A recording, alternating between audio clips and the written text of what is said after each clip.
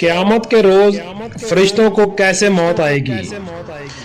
دنیا کے لوگوں میں سے بدقسمت ترین وہ لوگ ہوں گے جو قیامت کا منظر خود اپنی آنکھوں سے دیکھیں گے۔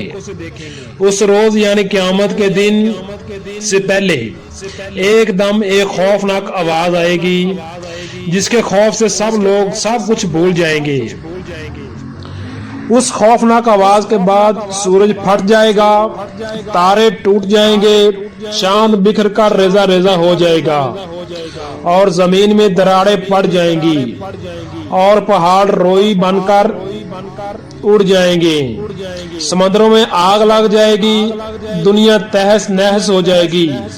پھر اس خوفناک آواز کے ساتھ پوری دنیا کو اللہ تعالیٰ موت دے دے گا۔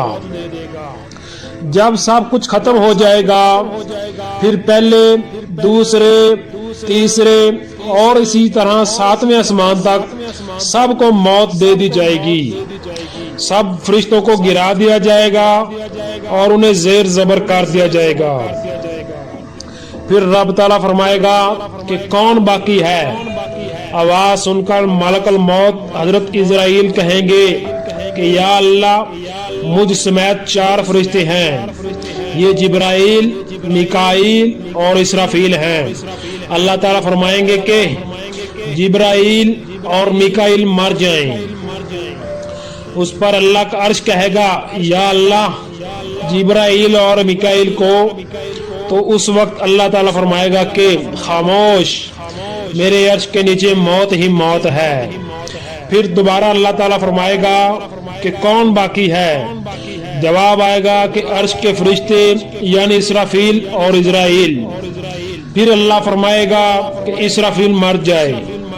اس وقت اسرافیل سور پھونک رہے ہوں گے اور ان کے ہاتھ سے سور نکل جائے گا اور جا کر اللہ کے عرش پر لگ جائے گا۔ پھر اوپر اللہ اور نیچے صرف اسرائیل علیہ السلام باقی ہوں گے۔ پھر اللہ پوچھے گا کہ کون باقی ہے؟ تو جواب میں اسرائیل علیہ السلام کہیں گے کہ بس اب تو میں ہی باقی ہوں۔ پھر اللہ تعالیٰ فرمائے گا کہ جا، تو بھی مر جا، تو بھی میری ایک مخلوق ہے۔ پھر اللہ تعالیٰ کہے گا کہ کوئی ہے میرا شریک تو آؤ۔ پھر اللہ تعالیٰ زمین و آسمان کو ایک جھٹکا دے گا اور فرمائے گا کہ میں یکتا ہوں اور میرا کوئی شریک نہیں۔ اللہ اکبر۔